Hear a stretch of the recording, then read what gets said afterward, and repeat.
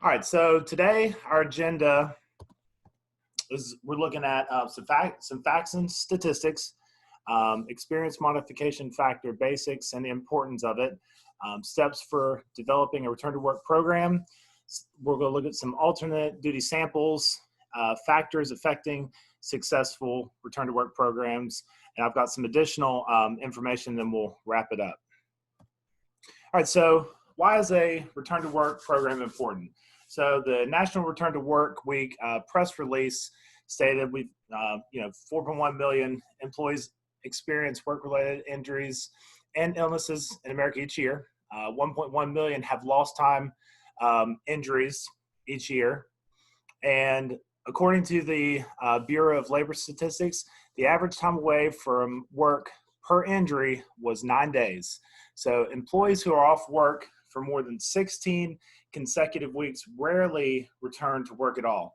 And that the 16 weeks, there's different data depending on what you're looking for, but it could be 16 weeks, it could be a half a year, it could even be 3 months, 2 months. It just depends on the employee, their environment. It has a lot of things that depend on it, but the longer somebody's off of work, the harder it is to get them back to their full duty job. So 70% of quick returners do not let their condition consume their thinking. I think that's something that's very important, is the mindset of an employee. 76% of quick returners refuse to feel victimized by their injury. 90% of quick returners report having a good relationship with their supervisor. And the longer an employee is out of work, the less likely he or she is to return to gainful employment. So if you take a look at this, this is just a return to work projection, and it has some different numbers. So the chance of returning to any type of work when you're off of work for 6 months, your chances of returning are 50%. If you look at 12 months, it drops down to 25%.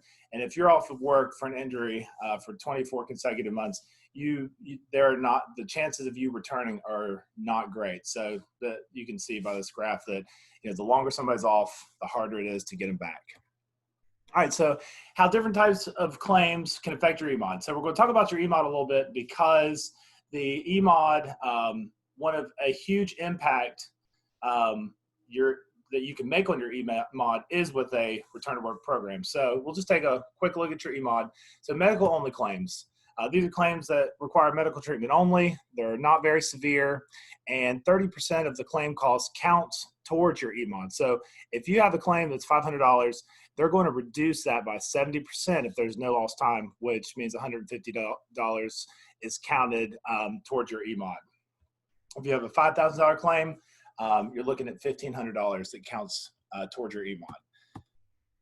Lost time claims. So the first $17,500 are counted at full value in your EMOD promulgation. So this is how a lost time claim and an EMOD, or a medical only claim, are drastically different when they're calculating your EMOD.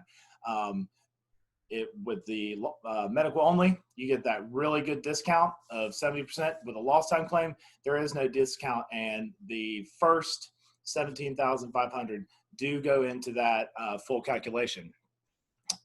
Permanent partial disability claims. So this is when you have an employee that has a loss of movement, maybe an amputation, and they are given a statutory award for that loss. And whenever you have these claims, you might see it early on, or you might not see it until you're well into the claim that this is going to happen. But they are going to be counted just like a lost time claim. So the funds that pay for these PPD checks come out of the indemnity portion of a claim, which means that's coming out of what would be your lost time payments to an employee. So it is calculated the same as a lost time claim, even when your employee has never missed a day of work. So if your employee maybe, we could just, for example, say they had the tip of their finger amputated, but it wasn't a very severe thing. It was able to be bandaged up. They were able to continue working modified duty for while they were recovering. You paid them, but because the loss of the portion of that finger is a statutory ruling, they will be paid for that loss, and that will in turn make this claim count like a lost time claim in your EMOD calculation. So I think everybody knows that a 1.0 is the industry average with your EMOD. If you have 1.0, you're doing pretty good. You might have worked to get it to a 1.0, or it might have been at a 0.85 and you've had some things happen and now it's up to a 1. So anything that's greater than a 1.0 is a debit on the policy. So it means you're going to pay more. Anything that's less than a 1.0 is a credit on the policy. So the way an insurance carrier is looking at your loss runs and your claims, if you have several smaller lost time claims, some medical only sprinkled in there, they're looking at you like you're about to have a big claim, and typically a big claim is a large lost time claim. That's how they're viewing your frequency. So it's always said that frequency breeds severity. Most companies are going to have a claim at some point. And a single large claim is looked at better than a bunch of small lost time claims, because they know that things are going to happen. But when you have a lot of little things that are going on, that typically leads to something big happening. So just real quick, how your experience modification rate affects your premiums. If your premium is $100,000 and you have a 0.75 mod factor, your modified premium is going to be $75,000. And that's before all the surcharges, but this is basically how your EMOD can, swing your premium, anywhere from $30,000, $40,000, and $50,000. In this example, it's $50,000. So a 1.25 is going to bring up your modified premium to $125,000. All right, so I think everybody wants to lower your EMOD, and one of the best ways to try to get control of your EMOD and start bringing that number down is to develop an aggressive return to work program.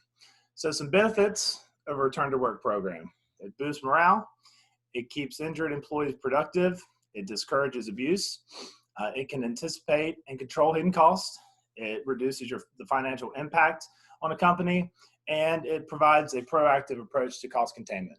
I like return to work programs because they are proactive. You're not sitting back and waiting for things to happen. You're making them happen and keeping that claim under your control as much as possible with a return to work program.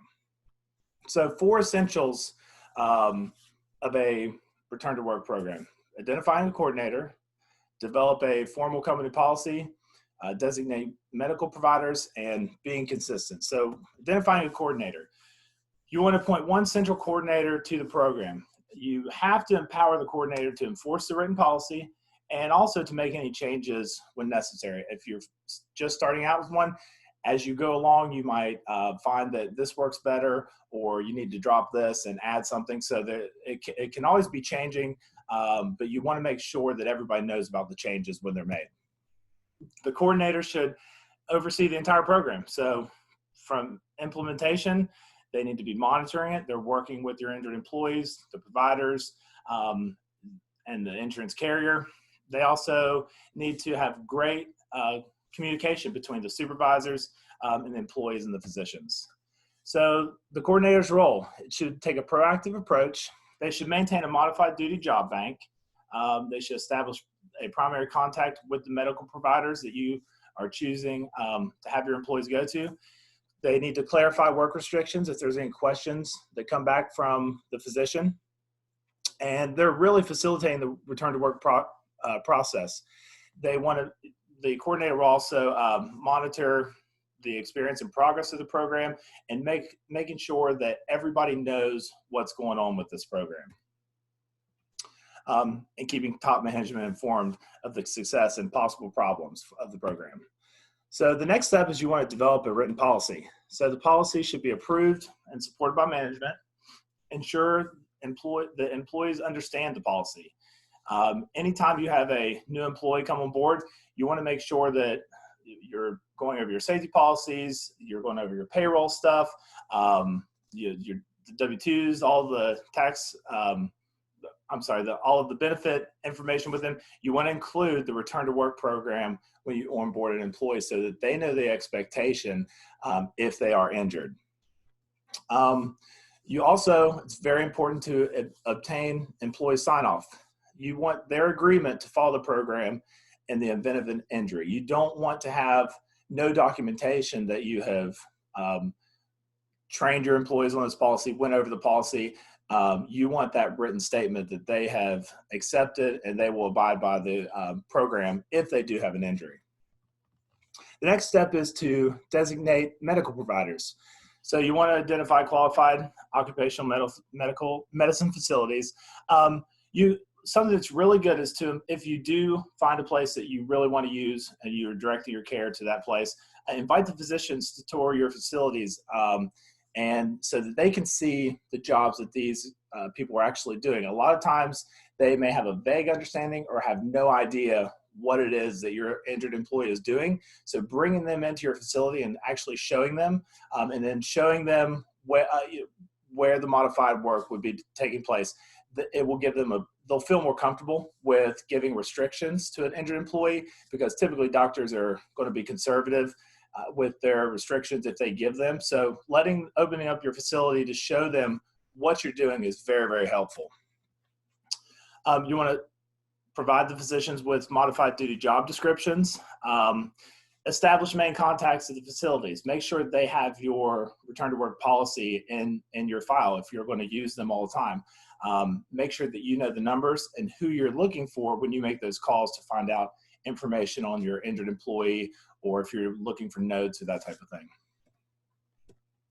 So develop a relationship, and you want to explain your return to work program and what your goals are. You also want to make sure it's really, really important, if you don't have a relationship with a medical provider, to let them know that you do accommodate restrictions. If you're having problems with this, have your carrier's nurse case manager provide the standards for practice for a particular injury. So if you are dealing with maybe a doctor that's being too conservative, you can compare the standards for practice with what the treating physician has diagnosed and what their future treatment plan is looking like. And this will also kind of initiate dialogue regarding inconsistency of treatment. If you feel like maybe the employee is being treated for other things outside of their work-related injury, it's very important to bring that up with the doctor. So this is an example for general industry jobs, some alternative duty options. You can see we've got the list and the type of injury, and if it's acceptable to have an injured employee do these things. So looking at create job safety analysis. That's right in the middle. If you have a back injury, you can definitely do that. If you have a lower extremity injury, it's possible. Upper extremity, you can definitely have this as a modified duty job. Label pipes, conduit, and breaker boxes. Most injuries can accommodate, or most restrictions can accommodate this. But when you look at light maintenance, like dragging a gravel lot, planting bushes, watering flowers, if you have a back injury, some of these things are probably not going to be possible.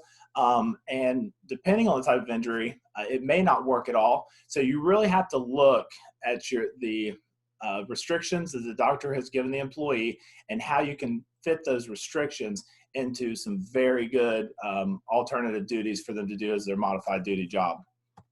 This is one for construction. I'm going to skip all the way down to the bottom. So we have site cleanup, putting away tools, clearing debris. That's probably involving lifting stuff, bending, moving around quite a lot. If they have a back injury, they may be able to do this if it's a little bit lighter in nature. If they have a upper extremity injury, it's possible. Lower extremity, probably not, because they may be moving around a lot. If they have a hurt ankle, having them moving all over the job site, picking things up might not be the best thing for them to do. But this is something, it kind of gives you an idea of some of the things that you can look at for designing the modified duty job. All right, and so we're going to go back to designated medical providers.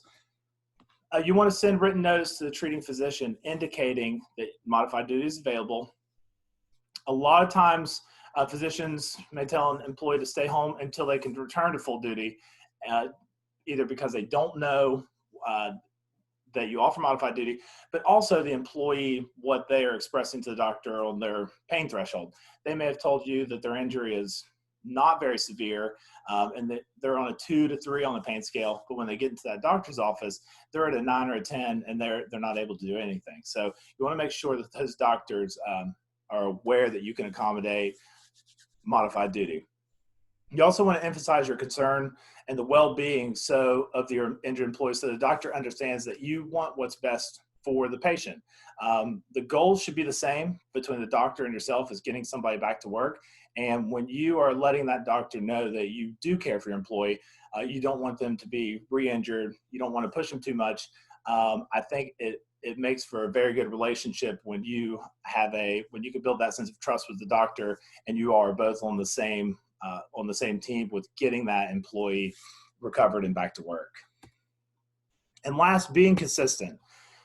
You've got to enforce equally from location to location, the supervisor to supervisor, and employee to employee. A lot of times we'll have great employees that we're willing to do anything for to get them back to work. So you're going to accommodate a lot. And then you may have an employee that is not your favorite. They might not be the most productive, but you need to have your return to work program has got to be equal. You can't have the best employee doing the modified duty job and then not offer it to the bad employee. So it's got to be equal and consistent.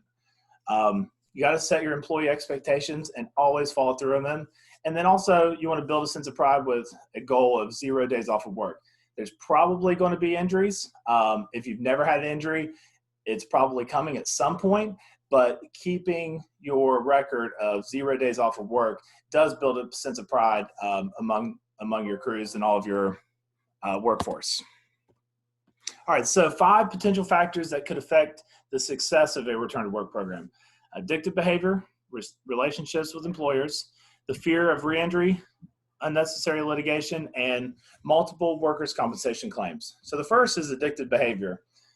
If an injured worker has a history of addiction or shows signs of addictive behavior, there is a chance the medication they are prescribed to relieve their injury can trigger their behavior addiction. So it's going to disrupt your return to work program. It's not going to be good for the employee who does have an addictive personality or they do have addictive behavior. So in these instances, it's important for insurers and employers to be aware of whether an injured worker might be affected negatively by opioids and other pain relievers. A lot of recovering addicts will say that they don't want anything prescribed them, opioids, similar nature medicines. And if that is something that they're expressing, make sure that they're following through on that, because you don't want somebody to fall back into the old habits just because they have an injury. And that does happen a lot. The relationship with employers. So if an injured worker has a negative relationship with their employer, or the employer does not recognize that the employee is an essential part of the workplace, the injured workers can lose their sense of worth, making them less likely to want to return to the workplace. So you want to make sure that you express your concern for all of your injured employees and express that your desire for getting them back to work. If they feel like that job is not available for them once they are ready to come back to work, if they have been off work, they're not going to come back. They're going to delay, they're going to stall, they're going to try everything they can to drag this out, which ultimately hurts the company, because the longer they're off work, the higher that increase of your EMOD could potentially be. A fear of re-injury. So employees who are injured on the job, especially when performing an activity they do frequently, it creates a nuisance of fear. It leaves workers wondering, what if this happens the next time I perform this task? So we're talking about a worker who is afraid to not just re-injure themselves, but to hurt themselves when they're doing something that they have always done. You want to make sure that if an employee does have this fear, that you can either go through some retraining, you can have them working with somebody else doing this activity, just to try to get that fear out of their mind while they're doing it, so they can go back to doing what they're doing without the everyday fear of re-injuring themselves, maybe if they cut themselves on a saw, or if they fell from a 3-foot scaffolding. Unnecessary litigation. So it's common to see injured workers confused or feeling frustrated by what they believe is a complex workers' compensation program. If they feel like the insurer or the employer has failed to educate them on the workers' compensation process, or doesn't share concern for their well-being, injured worker may seek legal counsel, which can ultimately add to the cost of the claim, delay the return to work, and generate hostility toward injured workers. So I don't think anybody likes to hear that an injured worker has retained retained an attorney. It's one of the worst things that you can hear, because you know that that's going to lengthen the claim, it's going to increase the cost of the claim, and it's not good for really anybody when that happens. So you want to make sure that you're explaining to your injured worker, here's the process, here's what we're going to do. You give them all the information. You're supportive of their medical treatment. If they have to go to physical therapy, different things, you want to make sure you support all this stuff, because if you don't, a lot of times they will seek an attorney. And I think everybody knows of the commercials. They're all over the TV all day long. You see billboards, and it's very easy to find a phone number for an attorney who says they're going to help to get you paid. So we want to try to avoid that. Multiple workers' compensation claims. So in general, when an injured worker has multiple claims open, it can be really confusing to keep track of which injury is being accounted for, and it can ultimately delay the settlement, and it can prolong the return to work process. I think I mentioned this before. You want to make sure that your injured employee is being treated for the injury that happened on the job while they were working for you. You want to make sure that you don't let other things get treated that are they're not important components of that actual injury that they've had. So you might have somebody that they have injured their shoulder, but you start to see that now they're starting to have treatment done on their neck, and they've had previous work comp injuries on their necks. The shoulder may have aggravated the neck, but maybe it didn't. So you want to make sure they're being treated for what they were actually injured for. All right, some additional return to work notes. So an employer's leverage for controlling the claim cost is limited, but it is possible when a modified duty job is offered. So if the employee refuses to work and you have offered them a modified duty job, TTD benefits should be suspended by the carrier. So they're not getting paid to sit at home if you have a modified duty job for them available. Working closely with your insurance agency and the claims adjuster will ensure your injured employee doesn't fall through the cracks. We hear this all the time, that because adjusters at a carrier, they'll have hundreds of claims that they're working with, and they might work on your claim this week, and it might be 3, even 4 weeks before they touch it again. If you keep these claims and that injured employee fresh on their mind, they'll work on it, they'll go back to it. But if there's no communication, then they will fall through the cracks, and there will be things that should be done. They could have gotten back to work faster if you were in good communication with that claims adjuster. So reporting claims within 8 hours is critical for keeping costs from spiraling out of control.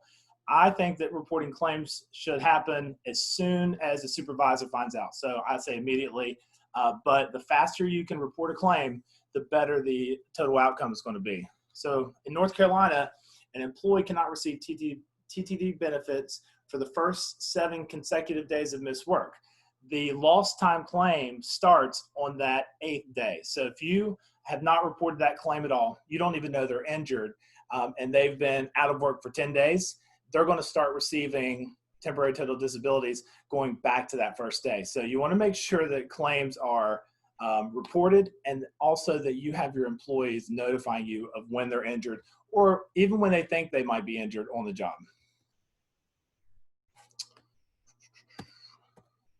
All right, so North Carolina allows directed care. So what directed care is an employer can push the injured employee to the employer's preferred provider. So you can tell an injured employee where they should go. I always say for non-serious injuries, something you want to avoid an ER, and you want to take them to a doc in a box. The costs are going to be dramatically lower, and also they're not going to prescribe opioids as quickly as an ER will as well.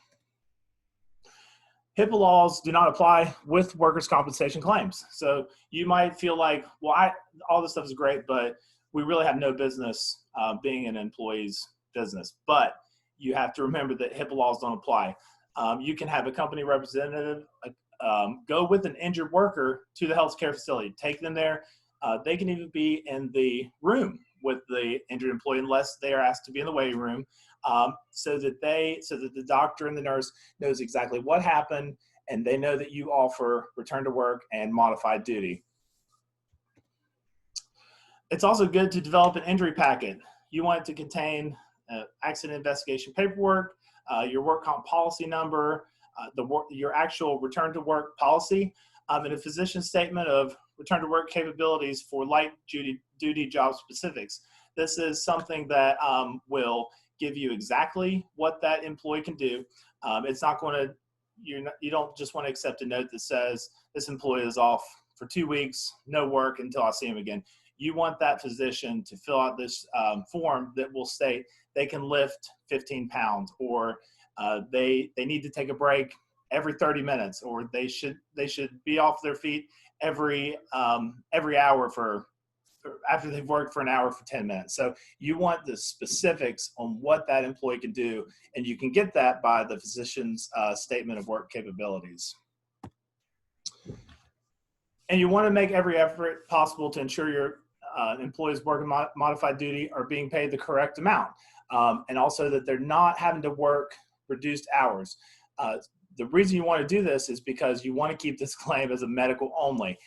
You can, if there's just no way that you can swing it and pay it, you can do half and half with the carrier, but that's still going to make this a lost time claim if the carrier pays any indemnity dollars. So we'll take a look at just a pay scenario. So warehouse worker, their average weekly wage is $771, but their temporary total disability weekly amount is going to be $514. So if there's no lost time, the carrier pays $0. If there is return to work part-time at 8 weeks, the paid wage loss is going to be $2,249. And if they're off work for 8 weeks, the full temporary total disability payment would be $4,000. So if you can pay them you want to pay them the same rate that they're getting paid.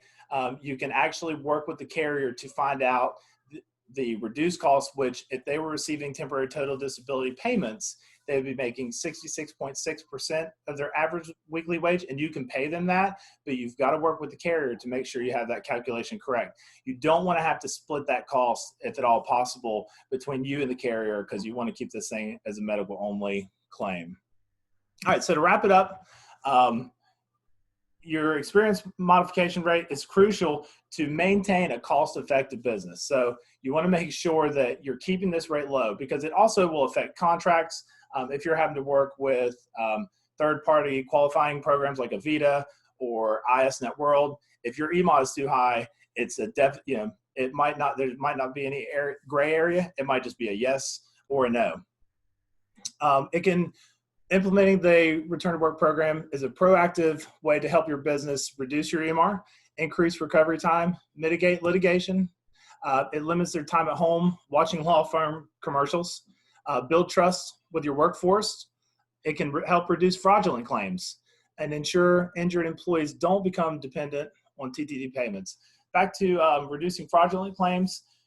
If an employee knows that you do not offer return to work, and if they're injured, they can really milk the system for a long time and not have to do anything to be paid. When we all know that if that injury is not legitimate, they're probably not laying in bed all day long. They're probably doing just as much around the house, around town, that they would be on the job. So you want to make part of having a return to work program, it can reduce fraudulent claims because it will not encourage employees to drag that injury out. It also keeps employees' skills sharp, and it allows them to remain in social environments. And it limits their time home watching law commercials.